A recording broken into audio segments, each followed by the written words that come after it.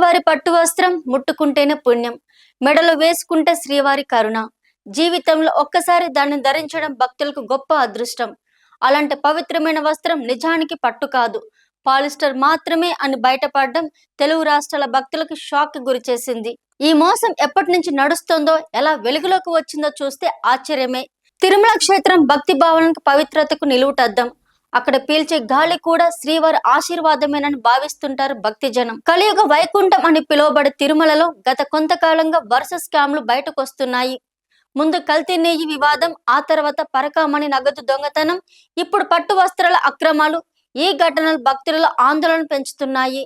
స్వామివారి పట్టు వస్త్రాల కొనుగోళ్లలో పెద్ద ఎత్తున అక్రమాలు జరుగుతున్నాయని టీటీడీ అంచనాకొచ్చింది. పట్టు వస్త్రాలతో పాటు దాతలు, విఐపీలకు బహుకరించే పట్టు శాలువాలు కొనుగోళ్లలో అవినీతిని జరుగుతోందని చెబుతోంది. పట్టు వస్త్రాలతో పాటు దాతలు, విఐపీలకు బహుకరించే పట్టు శాలువాలు కొనుగోళ్లలో అవినీతి జరుగుతోందని చెబుతోంది.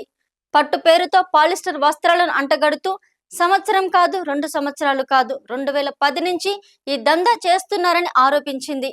అసలు అది పట్టే కాదు, అంత వట్టిదనన్న అంశం 2 నెలల క్రితం జరిగిన బోర్డు మీటింగ్ లోనే చర్చకొచ్చిందని, ఓ క్లారిటీ వచ్చాక బయట పెట్టాలనుకున్నామని తెలిపింది.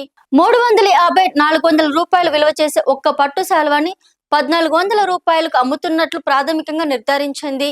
ఇప్పటిదాకా 54 కోట్ల అవినీతి జరిగిందని చెబుతోంది.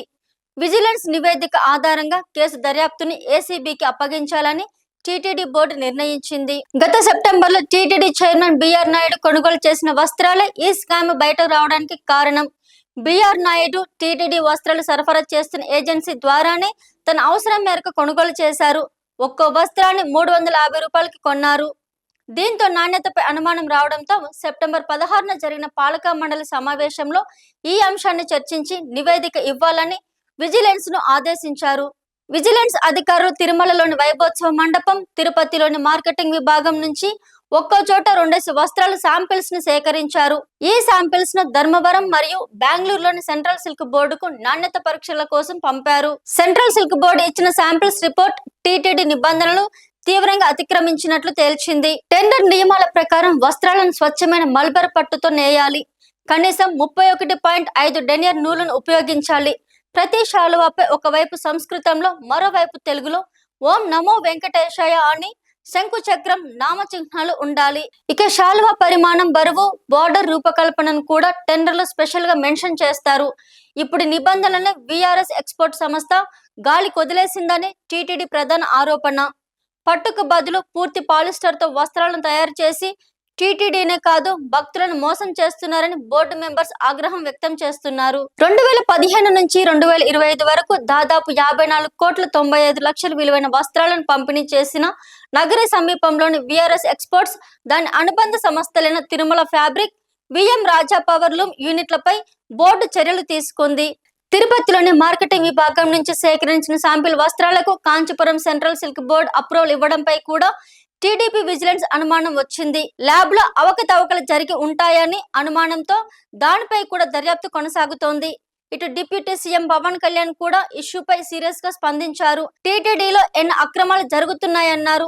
ఆ అక్రమాలపై విచారించాలని కూటమి ప్రభుత్వం ఆదేశించడంతోనే వరుస స్కామ్లు బయటకు వస్తున్నాయన్నారు. వాస్తవాలు బయటకు వచ్చాక చట్టపరంగా ముందుకెళ్తామన్నారు పవన్. ప్రస్తుతం టీటీడీ వద్ద 15 రోజులకు సరిపడా వస్త్రాలు అందుబాటులో ఉన్నందున భక్తులకు ఇబ్బంది లేకుండా ప్రస్తుతం ఉన్న వస్త్రాలనే వేదాశీర్వచనంలో వినియోగిస్తున్నట్లు సమాచారం. ఈ అవినీతిపై పూర్తి స్థాయి విచారణ, మరింత మంది అధికారుల పాత్రను బయటపెట్టే అవకాశం ఉందని తెలుస్తోంది. దేవాలయాన్ని రాజకీయాల్లో కలిపేస్తున్నారు. రాజకీయ నాయకుల లాభం కోసం వెంకటేశ్వర స్వామిని పబ్లిక్ చేస్తున్నారు.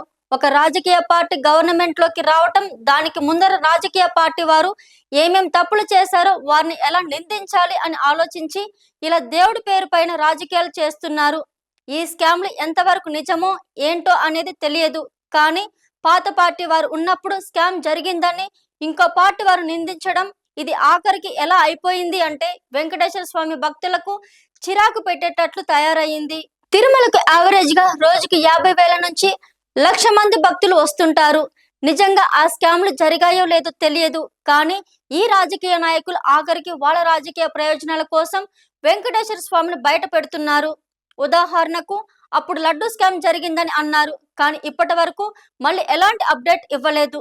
సో అలాంటి స్కామ్ ఇమీడియట్ గా బయట పెడితే మిగతా వారికి భయం ఉంటుందని, కానీ ఇలా కొత్త స్కామ్లను చూపించి మళ్ళీ పట్టించుకోకుండా పోతే మిగతా వారికి భయం ఎలా వస్తుంది? ఏది ఏమైనా రాజకీయ నాయకులు వెంకటేశ్వర స్వామిని రోడ్డు మీద పెట్టకుండా ఉండాలని అనేక మంది భక్తులు కోరుకుంటున్నారు.